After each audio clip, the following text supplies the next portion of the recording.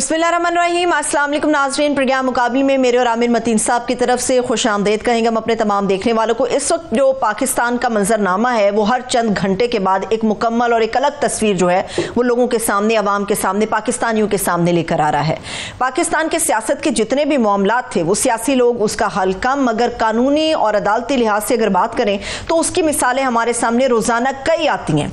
पाकिस्तान की सियासत और कानून तो एक जगह यकजा हो गया है, मगर जब से जनरल रिटायर्ड फैज हमीद की गिरफ्तारी हुई है चंद घंटों के अंदर बहुत सारी और भी चीजें हैं जो मंजरनामे पर आना शुरू हो गई हैं। जैसे हमारे मुल्क के वजीर दिफा साहब ख्वाजा आसिफ साहब बहुत ही इंकशाफात कर रहे हैं कि फैज हमीद ने क्या किया, दौरान ड्यूटी क्या किया, उसके बाद क्या करते रहे, किस बड़े लीडर से उन्होंने मुलाकात की, किस सिलसिले में यह मुलाकात हुई, और कई ऐसी चीजें हैं जो इस वक्त हमारे सामने आ रही हैं। इन तमाम चीजों से हट के पाकिस्तान की इकॉनमी जिसके ऊपर भरपूर तवज्जो होनी चाहिए, हमारी बदकिस्मती या अलमिया यह है कि पाकिस्तान की इकॉनमी इस वक्त मुकम्मल तौर पे नजरअंदाज हो रही है। ये तमाम एजेंडा है जो आज के प्रोग्राम मुकाबिल में हम डिस्कस करने जा रहे हैं। और आज के इस प्रोग्राम मुकाबिल में हमारा साथ देने के लिए सीनियर तज्जियाकार ज़रार खोड़ो साहब भी मौजूद हैं। बहुत शुक्रिया खोड़ो साहब, थैंक यू सो मच आपके वक्त के लिए। आमिर साहब, एक सवाल आपके लिए। दिफा साहब जो है हमारे ख्वाजा आसिफ साहब, उन्होंने तो इंकशाफात अब किए हैं, लेकिन मेरा ख्याल इंकशाफात कहूँ या ना कहूँ क्योंकि खबर तो आपकी थी और ये सच निकल आई। जी, वो मैंने कल प्रोग्राम में जिक्र किया था कि जनरल फैज साहब अभी फैशनेबल बन गया ना पाकिस्तान में, जो ही कोई जर्नल जाता है तो तमाम लोग उसके खिलाफ बातें शुरू कर देते हैं। तो अभी तमाम लोगों के बयान, तमाम पार्टीज़ के तमाम लीडर के आ रहे हैं, उनके खिलाफ आ रहे हैं कि जी वो विलन, सबसे बड़े चीफ विलन वो हैं। मगर हकीकत ये है कि हमारे ISI के जो चीफ्स रहे हुए हैं उनकी बड़ी चेकर्ड हिस्ट्री रही हुई है, मगर इनसे ज़्यादा कंट्रोवर्शियल मेरा नहीं ख्याल है कोई था। और अपने ज़माने में इनकी जो तूती बोलता था और ताकत थी, दहशत की अलामत थी कि अब जो केस बना है टॉप सिटी का, ये जो हमने जब स्टोरी ब्रेक की थी उस वक्त मियां नवाज शरीफ साहब की हुकूमत थी। उस वक्त हुकूमत की तरफ से चौधरी निसार ने ज़रूर एक्सप्लेनेशन रेंजर के चीफ की, पंजाब के रेंजर DG की कॉल की थी कि बताएं जनाब ये इस्लामाबाद में और पिंडी में, ये मुझे भी नहीं पता, इंटीरियर मिनिस्टर को नहीं पता, रेंजर्स कैसे आ गई, कैसे छापा मार दिया। मगर गवर्नमेंट की तरफ से, नवाज शरीफ साहब की तरफ से उस वक्त आवाज़ नहीं आई थी। तो कल मैंने ये बताया था कि अभी तो वो उनके खिलाफ बेताशा बयानात आ रहे हैं, मगर इनके ताने बाने जनरल फैज़ के साथ रहे और आखिरी वक्त तक। एक तो ख्वाजा आसिफ साहब ने खुद इंकशाफ पहले किया कि जी वो जनरल एजाज के यहाँ उनके बाजवा साहब के ससुर के घर पर मुलाकात हुई थी, और उस वक्त 2019 में, वे बैक 2018 में गवर्नमेंट आई थी, वे बैक 2019 वो कहते हैं कि जी इन्होंने हमें ऑफर की थी कि जून में आप पंजाब की हुकूमत दे रहे हैं, दिसंबर में वफाक की हुकूमत ले सकते हैं। आखिरी वक्त में कल मैंने ये खबर दी थी कि बिल्कुल लास्ट आखिरी दिनों में बाजवा साहब की जब चांस नहीं रहा था तो जनरल फैज़ की कोशिश की गई थी और एमिसरी भिजवाया गया था लंदन में मियाँ साहब के पास। और मैं थोड़ा सा हिंट भी दे दूं कि वो मियाँ साहब के बड़े करीबी दोस्त हैं, जेलम से ताल्लुक़ है, मागला रोड पे उनका घर है, उनके थ्रू भिजवाया गया। अच्छा। तो वहाँ से कि जी हम भी, हमारे पे भी गौर करें, हम भी बड़े खिदमत गुजार होंगे। तो मियाँ साहब का था कि जी ये गारंटियाँ तो जनरल बाजवा की भी बड़ी दी गई थी, मेरे कोई हालात बाद में अच्छे नहीं रहे तो आपकी अब गारंटियों का क्या फ़ायदा। टू लिटिल टू लेट वाली बात करके उन्होंने बड़े प्यार से इनकार कर दिया था। मगर बहरहाल हमारे साथ मेरा ख्याल ज़रार खोड़ो साहब हैं, बहुत शुक्रिया ज़रार आपके टाइम देने का। मैं सीधा ही आ जाता हूँ कि ये जो जनरल फैज़ वाला एक वाक़या है बड़ा इम्पॉर्टेंट तो है कि रेड लाइंस क्रॉस करने का क्या नतीजा हो सकता है। मगर इसको एक नई जो उसके अंदर ट्विस्ट है कि प्रेस रिलीज के अंदर भी ये था कि रिटायरमेंट के बाद भी कुछ ऐसे वाकयात आश्कार हुए हैं जिनसे उनके ऊपर जो है चार्जशीट की जाएगी। ख्वाजा आसिफ ने कल अपने इंटरव्यू में ये 9 मई से उसको लिंक किया है कि जनाब इस बात का हो सकता है, इम्कान है, और ऑलमोस्ट हिंट कराया है कि उससे रिलेटेड भी उनकी इन्वॉल्वमेंट 9 मई से साबित करके, यानी कि PTI के साथ उनकी लिंकेज की इम्कान हो सकता है। क्या कहेंगे आप? देखिए ख्वाजा आसिफ बेहतर जानते होंगे, लेकिन अच्छा, एक तो सबसे पहले मैं कहना चाहूंगा कि बकौल शहजाद रॉय शरीफ वो है जिसको अभी तक मौका नहीं मिला। जैसे अभी आप बयान कर रहे थे ना कि सबने चांस लिया है हर एक बंदे के साथ अपनी सेटिंग कराने की, ये पाकिस्तान की तारीख है। फर्क सिर्फ इतना है कि अभी जो पिछले दहाइयों में चीजें बसा पर्दा होती थी वो अब काफी खुलकर सामने होती हैं, हमारी हमें नजर आ जाती हैं चीजें।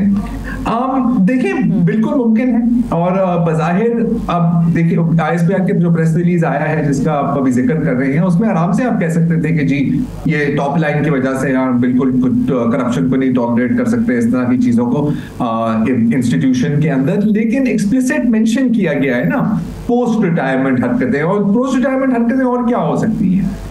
तो लग तो बिल्कुल ऐसा ही रहा है कि ये अभी एक एंड नहीं है, ये एक शुरुआत है। कोई भी स्पाई चीफ हो रहा, जैसे आपने कहा, बड़ी चेकर्ड हिस्ट्री होती है, बहुत चीजें होती हैं जो हमारे सामने होती हैं, और उसके पीछे जो 90% चीजें हो रही होती हैं उनके बारे में हमें इल्म भी नहीं होता है। अगर इल्म होता है तो हम बयान नहीं कर सकते। लेकिन ये जो फैज साहब थे हैं, इनको एक बहुत बड़ा शौक चढ़ गया था फ्रंट पे आने का ना, कैमरों पे आने का, don't worry everything will be okay. और मेरा ख्याल है कि ये महंगा पड़ा है इन्हें। एक और चीज जो यहाँ पर वाज़ेह है मेरा ख्याल है कि एक ये मैसेज दिया गया है कि जी अगर हम अपने बंदे पर इस तरह हाथ डाल सकते हैं, एक ऐसा शख्स who was the former DG ISI, मतलब कोई छोटे ओहदे की बात नहीं हो रही यहाँ पे यार, तो आप कौन है। तो मेरा ख्याल है message is loud and clear Aamir साहब। मैं ज़रा एक पॉलिटिकल सिचुएशन ओवरऑल एक लार्जर पिक्चर आपसे डिस्कस करना चाह रहा हूँ कि दो ट्रेंड्स नज़र आ रहे हैं। एक तो गवर्नमेंट की एक उसे ह्यूब्रिस कह लें, कॉन्फिडेंस कह लें, ओवर कॉन्फिडेंस कह लें कि वो पीछे हटने को तैयार नहीं है, चाहे उसके लिए उनको सुप्रीम कोर्ट से लड़ना पड़े। वो बरमला ओपनली ये कह भी रहे हैं कि हम अमल दरामद वो जो 985 का फैसला उस पर नहीं करेंगे, और साथ में कानून साजी भी कर रहे हैं, और वो पूरे टकराव के लिए तैयार हैं। बाकी मार धाड़ की भी वो सिलसिला जारी है, उस तरह ही लोग पकड़े जा रहे हैं, उस तरह ही केसेस बन रहे हैं, उस तरह ही सख्तियां भी जा रही हैं, मीडिया के ऊपर भी कोई ना कोई कदकने प्लान करते रहते हैं। ये तो है गवर्नमेंट। मगर ऑन दी अदर हैंड देखें तो अभी लेटेस्ट आज की जो खबर है कि अपोजिशन की अलायंस जो है उनकी आज एक मीटिंग हुई, अभी उसमें से कोई रिजल्ट नहीं निकला, इनिशियल मीटिंग थी, पर उसके अंदर पहले महमूद खान अचकज़ई, PTI और JUI मौलाना फजल रहमान वगैरह थे। जमात इस्लामी ने कहा है मैं अलायंस का क्या वो हिस्सा नहीं बनेंगे, मगर उन्होंने कहा जी हम अपोजिशन के साथ हैं। थोड़ा सा जो है वो ग्रो की है, अपोजिशन अलायंस भी है। फिर उनके जलसे जुलूसों की एक ऐलान भी हो रहे हैं, और सड़कों पे भी बिजली की वजह से, महंगाई के वजह से हालात ठीक नहीं है। फिर सिक्योरिटी की बलूचिस्तान से ख़ास तौर और KP में भी कोई अच्छी खबरें नहीं आ रही। तो ये दो मुतज़ाद ट्रेंड है, एक तरफ गवर्नमेंट की एग्रेसिव वो है, दूसरी तरफ वो भी पीछे नहीं हटने जा रहे।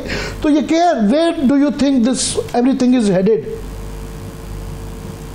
Nothing, not to a good place, Aamir भाई। अच्छा, एक करके आपने जो 3 बातें की हैं उनको मैं एक करके अगर थोड़ा सा खोलने की कोशिश करें तो हुकूमत के ऊपर खुद भी तो एक प्रेशर था ना कि हुकूमत, देखिए एक तो हुकूमत है और एक है रियासत। हाँ, तो इस वक्त शायद आर्जी तौर पर वो दोनों एक पेज पर हैं। अच्छा, बेचारी जो हुकूमत है उन पर भी प्रेशर था कि यार तुम लोग क्यों कुछ नहीं करते, तुम लोग क्यों नहीं कुछ बोलते। तो फिर ये बीच में अता तारा साहब ने कहा कि जी हम PTI को बैन कर देंगे, यकीनन तो इसमें शाबाशी भी मिली होगी। फिर ये बातें हो रही हैं जो सुप्रीम कोर्ट को डिफाई करना। देखिए अकेले कोई भी हुकूमत सुप्रीम कोर्ट को इस तरह डिफाई नहीं कर सकती। अब जहां तक ऑपोजिशन की अलायंस है, इसमें कोई शक नहीं है कि पाकिस्तान, अगर आप इलेक्शन के जो असल नताइज हैं वो देखें तो आप देख सकते हैं कि PTI is a very popular party. बाकी पार्टीज भी उनके साथ मिली हुई हैं, लेकिन वो क्या अचीव कर देंगी इस वक्त पर। पब्लिक एजुटेशन हमने देखी है, हमने 9 मई में भी देखी है, हमने उसके बाद भी देखी है, उसका कोई ऐसा रिजल्ट नहीं आया। बिल्कुल अवाम तंग है, बिजली की कीमतें ऊपर जा रही हैं। तो मुझे भी बहुत पसीना आया हुआ है क्योंकि मैंने AC नहीं चलाया हुआ, मैं गर्मी में बैठा हुआ यहाँ पे। ये सारी चीजें हैं, लेकिन क्या ये क्रिटिकल मास बन सकती हैं? अक्सर हम देखते हैं कि कोई एक छोटा सा वाकया होता है, चिंगारी की तरह आती है और एक बारूद का मवाद बना होता है और एकदम एवरीथिंग एक्सप्लोड्स। ये चीज प्रिडिक्ट नहीं की जा सकती। जहां तक सिक्योरिटी की सिचुएशन है तो जी बहुत ही खौफनाक है। आज भी आप देखें तो खैबर पख्तूनख्वा में भी हमले हुए हैं, बलूचिस्तान का आपने जिक्र किया है, और यहाँ पर हम देखते हैं कि एक्चुअल टेररिस्ट तो अपनी कार्रवाइयां कर रहे हैं और बिल्कुल उनका मुकाबला भी किया जा रहा है, हमारे फौजी जवान शहीद भी हो रहे हैं, लेकिन पता नहीं क्यों लगता है कि रियासत और हुकूमत की ज्यादा तवज्जो है डिजिटल दहशतगर्दी की तरफ। हम अक्सर ये फायरवॉल्स की बात सुनते हैं, पता नहीं उसमें कितना पैसा हम खर्च रहे हैं, वैसे भी हम मकरूज मुल्क हैं। दूसरा, आज आपने देखा होगा कि आज भी काफी डेटा नहीं चल रहा है, इंटरनेट नहीं चल रही, जो थोड़ी बहुत फ्रीलांसर बेचारे डॉलर कमा लेते थे वो भी जी को पुकार कर रहे हैं। तो it is a very dangerous situation और मुझे तो डर लगता है कि हमारी प्रायोरिटीज कहीं और हैं। अब ये चीज कहाँ जा रही है, मेरा ख्याल है कि इससे बेहतर तो बहुत लोगों ने इस पर तज्जिया किया होगा। मुझे इस वक्त कोई ज्यादा पॉजिटिव आउटकम नजर नहीं आ रहा। ठीक है, अच्छा आमिर साहब, अगर आपकी इजाज़त हो, चूंकि सियासत के ऊपर बात करें, हमारी सियासत तो वैसे भी कानून से जुड़ी हुई है। इस वक्त कानूनी और अदालती मामलात पे बात करने के लिए सीनियर कोर्ट रिपोर्टर हसनात मलिक ने भी हमें ज्वाइन किया। बहुत शुक्रिया हसनात, थैंक्स सो मच आपके वक्त के लिए। जी अच्छा किया आपने ये कह दिया। हसनात, 4 सीटों का 3 MNA की और फिर एक MPA की सीट जो है ये भी क्लियरली, तो अब वो सस्पेंस नहीं रह गया जैसे पहले बेंच देख के बता दिया जाता था कि फैसला क्या आएगा। अभी भी ऐसी सूरत हाल नहीं हो गई। जी आमिर साहब, क्योंकि ये जो फैसला है कल वाला कि इलेक्शन कमीशन को रिकाउंटिंग का इख्तियार दे देना, हालांकि आइन का आर्टिकल 225 बड़ा क्लियर है कि जो इलेक्शन डिस्प्यूट है वो इलेक्शन ट्रिब्यूनल में जाएंगे, और हम देखते हैं माजी में इफ्तिखार मोहम्मद चौधरी और साकिब निसार ने को वारंटों में सुप्रीम कोर्ट में डायरेक्टली जो MNAs को घर भेजा। इस दफ़ा PTI के तीनों ये MNAs जो थे ये रिटर्न कैंडिडेट थे, इन्होंने हलफ ले लिया था। इलेक्शन कमीशन में ये दरख्वास्त देते हैं कि जी रिकाउंटिंग जो है वो RO ने नहीं की। RO साहब से पूछा जाता है तो वो कहते हैं जी बाहर क्राउड बहुत ज़्यादा था PTI का। हालांकि फैक्चुअली देखा जाए तो पंजाब में तो PTI रैली भी नहीं निकाल सकी, तो जी क्राउड बहुत ज़्यादा था, तो उस डर से मैं जो है वो PTI वालों को मैंने विनिंग कैंडिडेट डिक्लेयर कर दिया। तो इलेक्शन कमीशन ने कहा जी आप दोबारा रिकाउंट करें। अब रिकाउंट जो किया जाता है उसमें डबल स्टैम्प होती हैं। अब एक तरफ PTI के जो कैंडिडेट जो जीते थे उस वक्त वो कहते हैं फॉर्म 45 में हम जीते हुए हैं, रिकाउंटिंग में हरवा दिया जाता है। वो लोग हाई कोर्ट में जाते हैं, हाई कोर्ट कहता है कि जी जब ट्रिब्यूनल बन चुके थे तो मामला ट्रिब्यूनल में जाना चाहिए था, ये रिकाउंटिंग क्यों की गई। सुप्रीम कोर्ट में आता है, शहजाद शौकत साहब सुप्रीम कोर्ट बार सदर वो वकील होते हैं, चीफ जस्टिस काजी फैज साहब अपने पास केस लगा देते हैं और वो कह देते हैं कि जी जो रिकाउंटिंग बिल्कुल करनी चाहिए थी इलेक्शन कमीशन को, अगर गलती किसी दो नंबरी की है ROs ने तो ये जो PTI वाले कैंडिडेट हैं ये ट्रिब्यूनल में चले जाए। हालांकि होना ये चाहिए था कि पहले वो रिटर्न कैंडिडेट थे, तो मामला जो नून लीग वाले लेके गए थे उनको इलेक्शन कमीशन ने और दूसरे जो लाहौर हाई कोर्ट ने भी कहा कि उनको ट्रिब्यूनल में भेजना चाहिए था। तो 3 नंबर बढ़ा दिए गए हैं नून लीग के, PTI के कम कर दिए गए हैं। मुकाबला जो है वो सख्त है, टाइम कम है, 225 नंबर चाहिए कॉन्स्टिट्यूशन अमेंडमेंट के लिए और गलबन ये 3 मिला के 212, और कुछ इतलात ये हैं कि कुछ और भी रिकाउंटिंग की दरखास्तें इलेक्शन कमीशन के पास हैं। अब जो मौजूदा इलेक्शन कमीशन का कंडक्ट है, काजी फैसल साहब ने हाई कोर्ट को तो बड़ा क्वेश्चन किया कि जी आपके पास कोई इख्तियार नहीं है कि इलेक्शन कमीशन के फैसलों पे आप जो है वो रिट पे एंटरटेन करें पिटीशन 199। तो लेकिन इलेक्शन कमीशन का जो कंडक्ट है उस पे सवालात हैं सीरियस किस्म के। जब इलेक्शन कमीशन के कंडक्ट पे तो बल्कि चीफ जस्टिस साहब ने इसी फैसले के अंदर सरजनिश किया हाईकोर्ट के जजों की कि एहतराम करना चाहिए इलेक्शन कमीशन का, और इस तरह की जजमेंट से उसके अंदर पास कर देते हैं, ऑब्जर्वेशन पास कर देते हैं, तो उनका तो एहतराम करवाया जा रहा है ये 2.5-3 साल के कॉन्ट्रैक्ट के बावजूद। जी बिल्कुल। अब हालांकि जुरिस्प्रूडेंस भी तो ये है कि अगर कोई इदारा, आईनी इदारा वो बदनीति पे कोई काम करे उस पर और उसकी जुरिडिक्शन नहीं है तो रिट भी हाई कोर्ट भी एंटरटेन कर लेती है, सुप्रीम कोर्ट में भी। जस्टिस काजी फैसला ने खुद सुप्रीम जुडिशल काउंसिल में उनके खिलाफ जब प्रोसीडिंग चल रही थी तो उन्होंने चैलेंज की सुप्रीम कोर्ट में, क्योंकि जी वो कह रहे थे कि मेलाफाइड है, कोरम नॉन जुडिस है, विदाउट जुरिडिक्शन है, इन बुनियादों पे। हालांकि आइन का आर्टिकल 211 बड़ा क्लियर था कि सुप्रीम जुडिशियल काउंसिल की कार्रवाई किसी कोर्ट ऑफ लॉ में चले नहीं हो सकती। यहाँ आप कह रहे हैं कि हाई कोर्ट को कि जी आप इलेक्शन कमीशन के खिलाफ जो इलेक्शन डिस्प्यूट, हालांकि इलेक्शन डिस्प्यूट बिल्कुल इसमें कोई शक नहीं है कि हाई कोर्ट एंटरटेन नहीं कर सकती।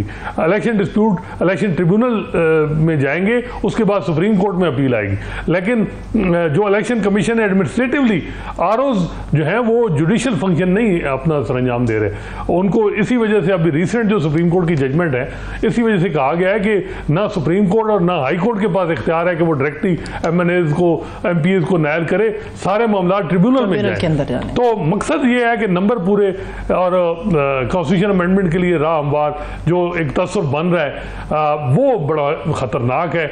और जो सबसे बड़ा खतरा आप कह रहे थे कि जी फैसले पार्लियामेंट खड़ी हो गई सामने सुप्रीम कोर्ट के लिए चैलेंज ये है कि सुप्रीम कोर्ट के जजेस आमने सामने, और ये बड़ा चैलेंज है कि दो जजेस कह रहे हैं कि मेजॉरिटी जजमेंट के हवाले से उनका तबसरा है कि अगर गैर आईनी कोई फैसला है तो उस पर अमल दरामद ना किया जाए।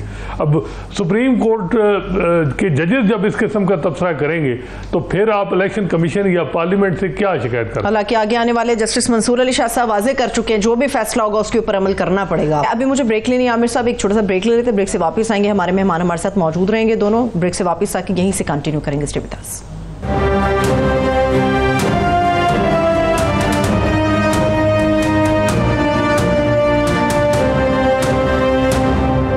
ब्रेक के बाद एक मरतबा फिर से खुशामदीद कहेंगे तमाम देखने वालों को। आमिर साहब हमारे साथ दोनों मेहमान हमारे मौजूद हैं, ज़रार खुर्द साहब भी हमारे साथ। जी ज़रार, मैं दोबारा हसनात ने जो ये कहा है कि तमाम ये जो केसेस हैं वो ये 2/3 अमेंडमेंट के तनाजुर में दिखाया जा रहा है, जिसके ज़रिए ये काविश की जा रही है कि चीफ साहब को जो है एक्सटेंशन दिलवाई जाए। एक तो चलें इसके पीछे एक सियासी गेम हो गई या नंबर्स गेम हो गई कि आया सेनेट के अंदर जो है वो 2/3 हो पाएगी नहीं हो पाएगी। यहाँ क्या ये मखसूस नशिस्तों से 2/3 करेंगे, ग़ालिबन 224 चाहिए उसके लिए, या ये 3-3 4-4 की टुकड़ियों के अंदर करते करते खींच के रिंगते 224 होंगे। मगर एक मॉरल क्वेश्चन है कि आप एक शख्स के लिए वो आप एक्सटेंशन देने के लिए, और वो इसको क्योंकि गवर्नमेंट ऑन भी करती रही है कि जी हाँ हमारी ख्वाहिश है कि उनको एक्सटेंशन दी जाए, आज़म तारड़ साहब कह चुके हुए हैं, और उनका एक प्लॉजिबल डिनाइबिलिटी वाला एक रखा हुआ है कि पता नहीं चीफ साहब की हाँ है या ना है। मुझे याद है कि जो है जस्टिस याकूब को भुट्टो साहब ने कॉन्स्टिट्यूशनल अमेंडमेंट करके एज बढ़ाई थी, और उससे बहुत ज़्यादा एक पाकिस्तान की सियासत में एक टेंशन आ गई थी, तनाव आ गया था। तो इसकी जो मॉरल साइड है उस पर क्या कहेंगे?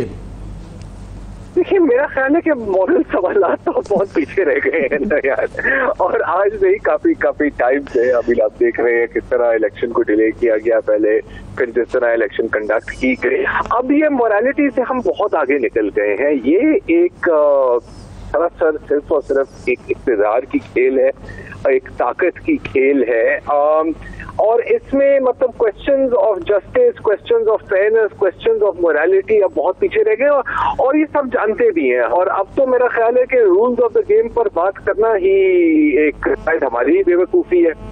एक चीज मैं कहना चाहूंगा कंक्लूजन में कि हमें एक चीज का शुक्र अदा करना चाहिए, हम जो तमाम सहाफ़ी हज़रात हैं, तमाम एंकर पर्सन हैं, कि हम पाकिस्तान जैसे मुल्क में हैं जहां पर कभी कंटेंट की कमी नहीं हो सकती और कभी आप बोर नहीं हो सकते। अब आप सोचें एक सेकंड के लिए कि अगर हम कनाडा में सहाफत कर रहे होते तो हम कितने तंग आ गए होते कि यार यहाँ पर तो कुछ होता ही नहीं है। यहाँ पर हर 2 घंटे के बाद हमें कोई नई खबर मिल जाती है। तो मेरा ख्याल है कि अगर सारी नेगेटिविटी में से कोई हम पॉजिटिव चीज निकालें तो वो ये होगी। जी मैं बस इस पे एक जुमला कहना चाहूँगा कि एवन बेनेट जोन्स ने एक दफ़ा एक आर्टिकल लिखा था कि पाकिस्तान के बाद उनकी हिनोई में वियतनाम में ट्रांसफ़र हो गई थी, और वो पाकिस्तान को बड़ा याद करते थे कि यार वहाँ स्टोरी नहीं मिलती है, यहाँ पे मुझे डिसाइड करना मुश्किल होता था कि 10 स्टोरियों में से किससे करनी है, और जिससे बात करो सड़क पे ही had a story to tell. तो ये बिल्कुल ठीक है। हसनात से मैं पूछना चाहूँगा कि हसनात ये 19 अगस्त को जो है पंजाब के जो ट्राइब्यूनल्स है अब सारी घूम फिर के ये इस पे 45 की मैं समझता हूँ जो फॉर्म वाली जो इशू है वो सबसे इम्पॉर्टेंट तो वो इशू है। ये दरमियान में एक कप हेयर एंड देयर आ जाते हैं, उसके ऊपर क्या कुछ एट स्टेक है उस केस के अंदर। अब 19 अगस्त को फैज़ साहब ने उसकी जो है वो समाअत लगा दी है जी, क्योंकि इस वक्त पंजाब में ट्रिब्यूनल डिसफंक्शनल है और अब देखना है, क्योंकि इलेक्शन कमीशन का ये पॉइंट ऑफ व्यू है कि जी एक तो रिटायर्ड जजेस को हम ट्रिब्यूनल में जो है वो अपॉइंट कर सकते हैं। दूसरा ये है कि लाहौर हाई कोर्ट ने 8 नाम दिए थे इलेक्शन कमीशन को, 4 पे एतराज़ था। एतराज़ की वजह नहीं थी कि क्या एतराज़ है, और फिर कहा गया कि हमें पैनल दिया जाए। फिर चीफ इलेक्शन कमिश्नर की chief justice Lahore high court से मुलाकात हुई, जो मौजूदा लाहौर हाई कोर्ट की चीफ जस्टिस हैं, उन्होंने भी कहा कि जो नाम भेजे गए वही नाम रहेंगे।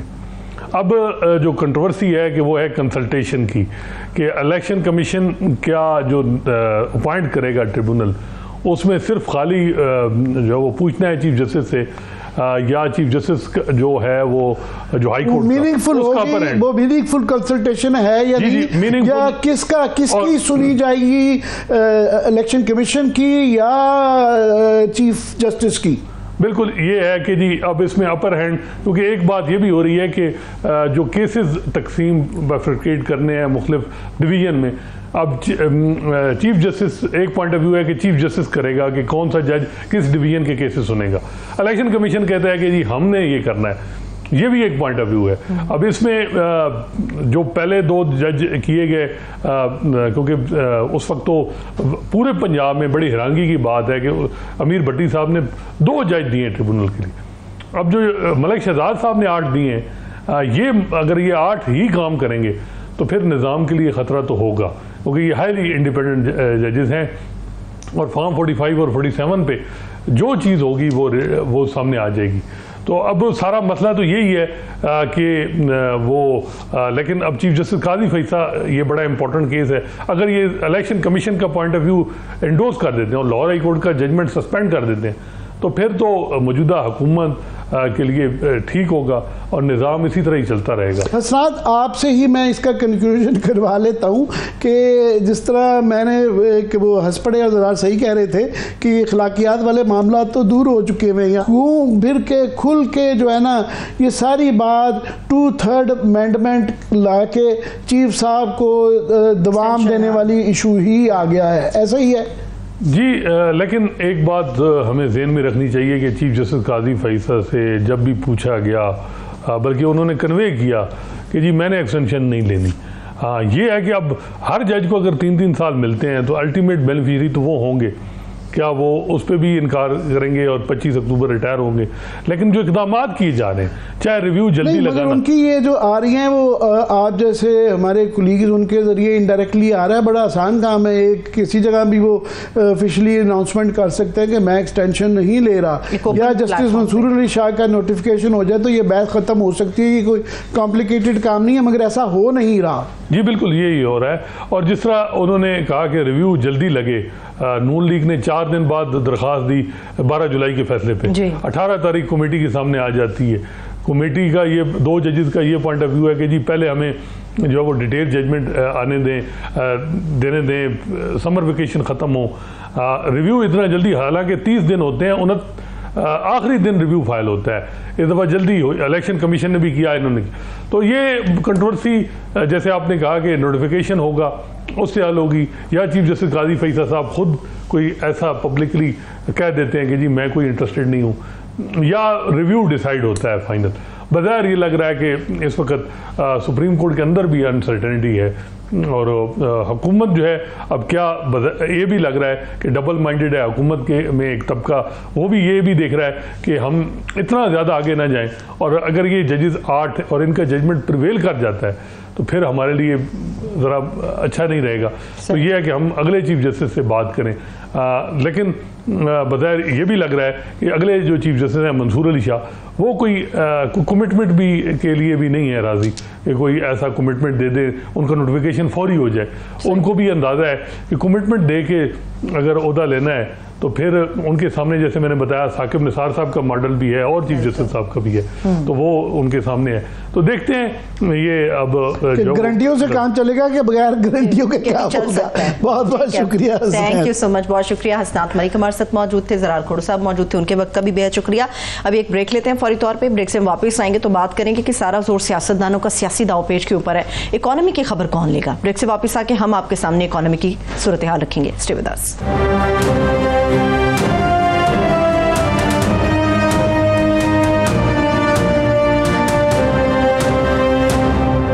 ब्रेक के बाद एक मरतबा फिर से खुश आमदेद कहेंगे। अब कुछ हम बात करने जा रहे हैं पाकिस्तान की इकोनॉमी से रिलेटेड के कहां तक पाकिस्तान की इकोनॉमी पहुंच पाई है, कितनी तरजीहात के अंदर इकोनॉमी को रखा गया गवर्नमेंट की सतह पर। इसके ऊपर बात करने के लिए इस वक्त हमारे साथ माहिर मईशत हारून शरीफ साहब मौजूद हैं। सर बेहद शुक्रिया आपके वक्त के लिए। जी आमिर साहब। जी हारून, बहुत शुक्रिया आपके टाइम देने का। मैं क्विकली आ जाता हूँ। एक तरफ तो आप दाएं बाएं अपने इर्द गिर्द देखेंगे मुल्क की जो सिक्योरिटी सूरत हाल है या पोलिटिकल इंस्टेबिलिटी है तो बड़े मुश्किल हालात नज़र आते हैं, मगर गवर्नमेंट का एक कॉन्फिडेंस देखें तो वो इतने उससे कि एज इफ कोई हंकी डोरी सब कुछ ही अच्छा जा रहा है। और उसी सांस में फिर हमें ये भी बता दिया जाता है कि आज फॉर एग्जांपल राशिद लंगड़ियाल साहब, मेरा ख्याल है बड़े अरसे बाद कोई अच्छे पावर के अंदर धांसू आदमी आया था जो खुल के बात करता था। पता नहीं उनको वहाँ से जान छुड़ाने के लिए FBI में भेजा है, वहाँ भी उन्होंने सच बोलना शुरू कर दिया है कि जनाब आपने 40 अरब रुपए का जो टारगेट रखा हुआ है, ये पिछले साल 4 अरब इकट्ठे हुए थे बिजनेसमैन से निकलवाने के, ये बहुत एम्बिशियस टारगेट है ये, और बाकी टारगेट भी इतने आसान नहीं है। क्या कहेंगे? जी, पहली बात तो ये है कि किसी भी इदारे में जो आदमी को आप लगाते हैं सोच समझ के लगाएं, उनको सपोर्ट करें और उनको वक्त दें। ये जो हम साथ ही डिमांड शुरू कर देते हैं कि आप ओवरनाइट रिजल्ट्स दें, उससे आपने देखा कि पिछला चेयरमैन इवेंचुअली उसने लीव प्रायर टू रिटायरमेंट ले ली। ये जो टारगेट्स हमने सेट किए हुए आमिर साहब, इसकी कोई इकोनॉमिक फिजिबिलिटी नहीं होती। देखिए ना, टारगेट के आप कैसे सेट करते हैं? आप करते हैं कि अगर वेल्थ क्रिएट होगी तो टैक्स बढ़ेगा। अगर हम अपने टैक्स नेट की बेसलाइन एक जगह है, उसको X से Y पे लेकर जाएंगे, फिर आपका टैक्स का रेवेन्यू बढ़ेगा। तो ये जो टारगेट्स हमने सेट किए होते हैं हिस्टोरिकल ट्रेंड पे, जी पिछले साल इतना आया था, इन्फ्लेशन ऐड की और आगे कर लिया, फिर उसमें बहुत जल्दी एडजस्टमेंट्स आनी शुरू हो जाती हैं। जैसे मैं आपको बताऊं, जितने मेगा प्रोजेक्ट्स होते हैं उसकी कोई इकोनॉमिक फिजिबिलिटी नहीं होती कि ये जो टैक्स पेयर का पैसा लग रहा है इसका रिटर्न क्या आएगा इकोनॉमिक टर्म्स में। तो इसलिए हमारे टारगेट्स रिवाइज होते रहते हैं और उसके ऊपर लोग फिर बिलीव नहीं करते। यहां ये IMF पे फंस गए हुए हैं, तो जब IMF पुश करता है टारगेट्स नहीं मीट करते, फिर हम मजीद रिप्रेसिव टैक्सेशन की तरफ जाते हैं just to get the numbers right. घूम फिर के दोबारा मैं इसलिए बिजली के उस पर आ जाता हूँ, एनर्जी के ऊपर, कि पाकिस्तान का अगर क्विकली नज़र आता है कि अगर ये मसला हल हो जाए और ये कोई 1/3 या कोई जो है आधी कीमत पे बिजली आ जाए तो प्रोडक्टिविटी भी बढ़ जाएगी, इकोनॉमी के लिए भी अच्छा है, आम आदमी के लिए तो अच्छा है ही। मगर वहाँ पे गवर्नमेंट एक अजीब डिनाइल में, आज प्राइम मिनिस्टर को मैं सुन रहा था, वो दो चीज़ें, एक तो उन्होंने जो तमाम दुनिया कह रही है कि इसका ऑडिट करवा लें, पता तो कर लें, तफ्तीश करवा लें, तो उसके बाद फैसला करेंगे, उसका कोई गवर्नमेंट जिक्र नहीं करती, उस तरफ जा भी नहीं रही। दूसरा, वो आज फिर क्रेडिट ले रहे थे कि देखिए हमने कितने आला प्लांट लगाए थे मियां नवाज शरीफ साहब की निगरानी के अंदर और कमाल कर दिया, आधे पैसे के अंदर जो है ना हमने ये प्लांट लगा दिए, बड़ी एफिशिएंसी है। सारी दुनिया रो रही है कि इन जो प्लांट्स की वजह से ही हम फंसे हुए हैं और पूरा मुल्क एक डेट क्राइसिस में भी है और एनर्जी क्राइसिस में भी है। तो क्या कहेंगे इस एटीट्यूड का? देखिए, हमें वाइडर पिक्चर अगर लें तो पाकिस्तान इस वक्त एक कंपेटिटिवनेस के क्राइसिस में है। हम दुनिया से compete इसलिए नहीं कर पाते कि हमारी कॉस्ट ऑफ डूइंग बिजनेस ऊपर है, और कॉस्ट ऑफ डूइंग बिजनेस के ऊपर जाने का एक गहरा ताल्लुक पावर सेक्टर से है। ये एक बहुत बड़ी फॉल्ट लाइन है। अब इस फॉल्ट लाइन को आप डिनाइल में रहें या आप इसके ऊपर विंडो ड्रेसिंग करें। ये पूरी दुनिया को नजर आ रहा है कि आपकी बिजली बनाने की कॉस्ट दुगनी से ज्यादा है अपने कंपेटिटर से, ठीक है ना जी। तो देखिए, एविडेंस पे जाना चाहिए, बातों पे नहीं जाना चाहिए। अब सवाल ये है कि आप इसकी कॉस्ट को नीचे लाएंगे या आप इंडस्ट्री का स्ट्रक्चर बदलेंगे जो कि ज्यादा पावर पे डिपेंडेंट ना हो। लोगों ने दोनों तरह की स्ट्रेटजीज की हैं, लेकिन इवेंचुअली तो आपको ये जो 3-4 फैक्टर्स हैं, ट्रांसमिशन का, कलेक्शन का, जनरेशन का, इनको एट पार लाने के लिए एक मैसिव ट्रांजिशन की जरूरत है। अब उस ट्रांजिशन के अंदर हमने एक गालिबन एक SAPM को दोबारा ले आए हैं कि आप इसके अंदर आएंगे। देखिए, मैं बार बार कहता हूं कि एक आदमी को लगाएं, उसको डेलीगेट करें और उन पर एतबार करें। जब आप 2-3 लोगों से पैरेलल सेकंड गेसिंग करा रहे होते हैं तो फिर मार्केट्स आपके ऊपर कॉन्फिडेंस जो है ना उनका गिरना शुरू हो जाता है कि पता नहीं किसने शॉट्स कॉल करने हैं ना। जैसे भी हमारे दोस्त स्टेफन ड्रैकॉन ने इनको एक प्लान दिया लीड करके, लेकिन उस प्लान की ओनरशिप का मुझे अभी नहीं पता किसके पास है। एक टास्क फोर्स ने बनाया है, at the end of the day ये प्लानिंग कमीशन का काम है। आपको कोलिशन पार्टनर्स को, अपोजिशन को, लोगों को कॉन्फिडेंस में लेना है। तो जब तक हम ये काम नहीं करेंगे पावर सेक्टर की स्ट्रेटजी पे, लोग ओन करें और फिर आप उसके ऊपर अमल दरामद के लिए डेलीगेट कर दें। आपकी बात का जवाब ये है कि मैसिव ट्रांजिशन चाहिए। हम 50% इंपोर्टेड फ्यूल पे चल रहे हैं जो सस्टेनेबल नहीं है। अब आप इसको माने ना माने, लोगों को ना बताएं, ये तो सबको क्लियरली दिख रहा है। ये टास्क फोर्स आपने देखा है कि माजी रहा है, जब चीज़ें ना करनी हो, टालनी हो तो टास्क फोर्सेस बना देती हैं, कमेटी रिपोर्ट बनाती है। यहाँ एनर्जी में तो ये इशू है कि एक मोहम्मद अली साहब, बड़ी अच्छी बात है कि वो यहाँ पे आए, अच्छे आदमी होंगे, मगर उनकी एक रिपोर्ट आ चुकी भी है। जो आप बताते हैं उसके अंदर कमियाँ रह गई हैं, उसको पूरी करवा के इम्प्लीमेंट करने की बात है कि दोबारा एक ट्रक की बत्ती लगा के, और उसके अंदर कैपेसिटी वाला 3 इशूज़ है ना, एक कैपेसिटी का इशू है, एक टैक्सेस का इशू है, और तीसरा डिस्कोस का, डिस्ट्रीब्यूशन का इशू है। वो डिस्ट्रीब्यूशन की बात कर रहे हैं आज प्राइम मिनिस्टर, उसकी तरफ ज़्यादा फोकस था। टैक्सेस को कम करने का या कैपेसिटी चार्जेस वाले की तरफ नहीं आ रहे। और वो आपको, हमें पता है कि जो डिस्कोस का भी है प्राइवेटाइजेशन, वो भी लॉन्ग टर्म है, 1 साल लग जाना है उसके लिए कम अज कम। देखिए, 1 साल तो बहुत कम अरसा है अगर ये कर जाए। हमारी जो हिस्ट्री है प्राइवेटाइजेशन करने की, वो तो इसको बिल्कुल सपोर्ट नहीं करती। देखिए ना, अभी भी बल्कि आज मुझे बताया गया कि फिर से लिस्ट से आपने स्टील मिल को दोबारा निकाल दिया। तो ये जो हम गेम्स खेलते हैं अपनी कंस्टिट्यूएंसीज को प्रोटेक्ट करने के लिए, इसलिए मैं अर्ज कर रहा हूं, अगर लोगों ने किताब पढ़ी भी है, आपने भी देखी होगी, व्हाई नेशंस फेल। नेशंस, उस किताब के अंदर उन्होंने तकरीबन 66,000 एग्जाम्पल्स को स्टडी किया है। वो फेल इसलिए होती हैं कि पॉलिटिकल जो हमारी एलीट है वो फैसला पॉलिसी का करके इदारों को और लोगों को डेलीगेट नहीं करती। जो इंस्टीट्यूशंस होते हैं उनके अंदर कैपेबिलिटी भी होनी चाहिए और वो न्यूट्रल होने चाहिए। ये वजारतों से और टास्क फोर्सेस के साथ अमल नहीं होता है। हाँ, आपने एक दफा रिकमेंडेशन ले ली, फैसला कर दिया, हैंड ओवर करें और उनको फिर आप उसके आउटकम पे करें। जो हम सलसल परपेचुअली फेल हो रहे हैं वो इसलिए है कि हम सेकंड गेस किए जाते हैं और लोगों को पॉपुलिस्ट दिखाने के लिए नई से नई रिपोर्टें और चीजें बोलते रहते हैं। चीजें हुई हैं। अब आप डेलीगेट, अगर मोहम्मद अली साहब काबिल हैं, उनको आप लगाएं वहां पर इसके रेगुलेटरी अथॉरिटीज के अंदर या डिस्कोस का हेड कि भाई अब तुमने 10 डिस्कोस 1 साल में हमें डीरेगुलेट करके देने, और फिर उसके पीछे खड़े हो जाएं। ये जो हम बार बार सेकंड गेस करते हैं, हम सब ये दुनिया के अंदर जहां भी ट्राई हुआ है, नाकाम हुआ है। मुझे एक और किताब जो है ना आजकल दोबारा पढ़ रहा हूँ, वो कन्फेशंस ऑफ अ हिटमैन जो है ना जॉन पर्किंस की। तो ये एग्जैक्टली जो ये मोहम्मद अली की रिपोर्ट और ये FPCCI की मैं जो देख रहा था पिटीशन, वो एग्जैक्टली 1990 वो साल था जिसमें इंडिया ने, चाइना ने रिफॉर्म्स ड्रास्टिक करके अपना कोर्स करेक्शन कर लिया। 10-15 साल में रिजल्ट आ गया।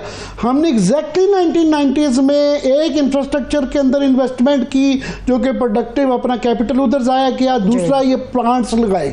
तो एग्जैक्टली हमारे और उनका ये एक फर्क नहीं रहा, ये मैक्रो हो जाती है, मगर मेरा ये too much of a coincidence.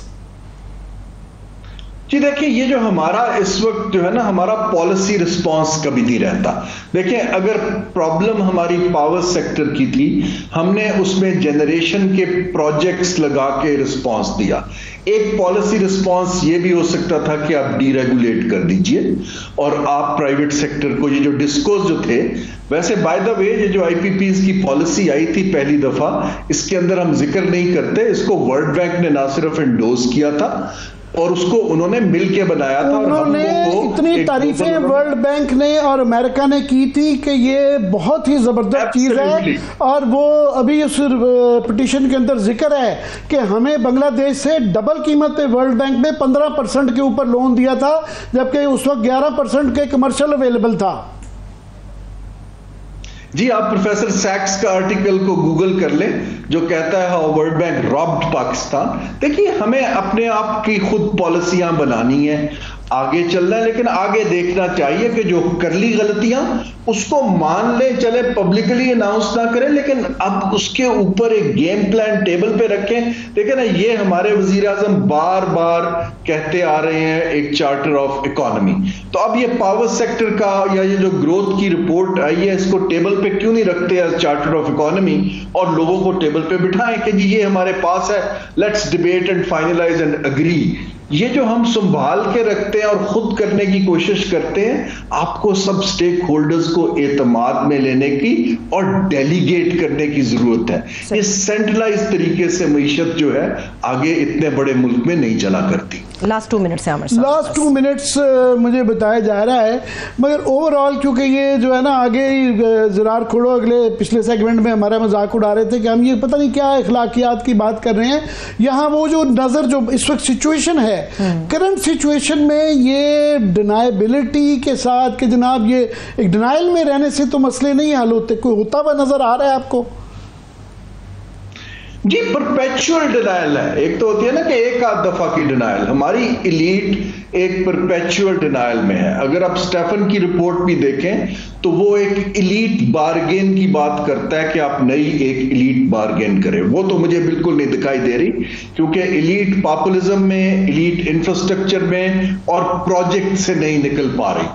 अब ये इसको कैसे निकलेगी, हमने 3-4 तरीके देखे हैं। कहीं दुनिया में कोई शॉक लगता है जिसको हम इकोनॉमिक शॉक कहते हैं, इसके बाद इलीट ठीक होती है। कहीं पर यह होता है कि एलीट को लोगों का प्रेशर आता है, लेकिन हमें भी इलेक्टोरेट का प्रेशर भी नहीं दिख रहा। ये डोनर्स के साथ चल के या कर्जे लेके तो ये नहीं ठीक होगा। आई थिंक अगर 1-2 चीजें डेलीगेट कर दें तो लोगों को इन पे एतबार आना शुरू हो जाएगा।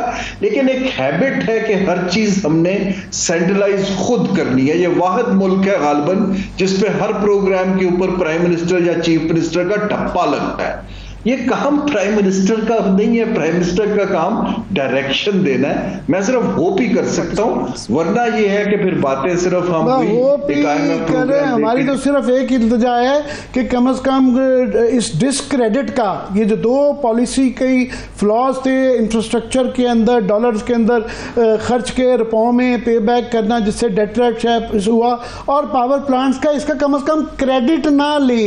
ये एक डिस्क्रेडिट था, कम से कम एडमिशन ही कर लेना चाहिए कि ये गलत हुआ। आप प्राइवेट सेक्टर कह रहे थे, आखिरी बात कर दूं कि इंडिया के अंदर मोदी साहब ने 80,000 किलोमीटर की सड़कें वो अपने ही इंफ्रास्ट्रक्चर और अपने ही रुपयों में बनाई हैं, तो वो डॉलर में नहीं जा रहा। तो यहाँ रोज वो खुद आज भी तारीफ किए जा रहे थे अपनी कि हमने कमाल कर दिया ये शबाज स्पीड की। तो बस क्या करें, बस इस पे समझ नहीं आती, हंसना चाहिए। पॉलिसी चॉइसेस हैं, या सड़कें बना ले या वही पैसा पब्लिक ट्रांसपोर्ट में लगा दें, लेकिन हम पॉलिसी चॉइस नहीं कर पाते। अल्लाह करे कि फ्यूचर में हम इसकी इकोनॉमिक फिजिबिलिटी देख के पॉलिसी चॉइस इंशाल्लाह उम्मीद रखनी चाहिए। बहुत शुक्रिया सर, थैंक्स सो मच। हारून शरीफ साहब हमारे साथ मौजूद थे। आमिर साहब आपका भी शुक्रिया। मुझे इजाजत दीजिए, अपना बहुत सा ख्याल रखिए। खुदा हाफिज।